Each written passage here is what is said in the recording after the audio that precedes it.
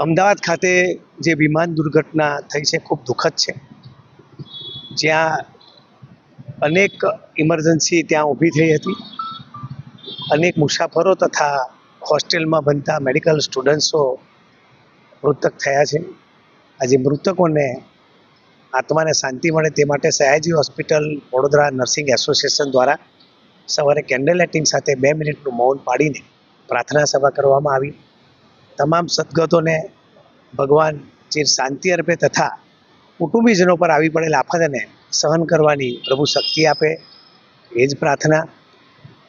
યુદ્ધના ધોરણે સરકારશ્રી, પોલીસ વિભાગ, સિવિલ હોસ્પિટલ અમદાવાદનું તમામ તંત્ર અને પ્રેસ મીડિયા તમામના સહયોગથી ખૂબ જ યુદ્ધના ધોરણે કામગીરી પણ થઈ છે. પરંતુ આ દુઃખદ ઘટનામાં આપણે બીજું કશું નથી કરી શકતા, પરંતુ ભગવાનને પ્રાર્થના ચોક્કસ કરી શકીએ છીએ કે તેમના કુટુંબીજનો પર જે કંઈ આફત આવી છે એને ભગવાન સહન કરવાની શક્તિ આપે. આવી ઘટના ફરી ન બને તે માટે ભગવાનને પ્રાર્થના કરીએ છીએ. ઓમ શાંતિ, ઓમ શાંતિ, ઓમ શાંતિ.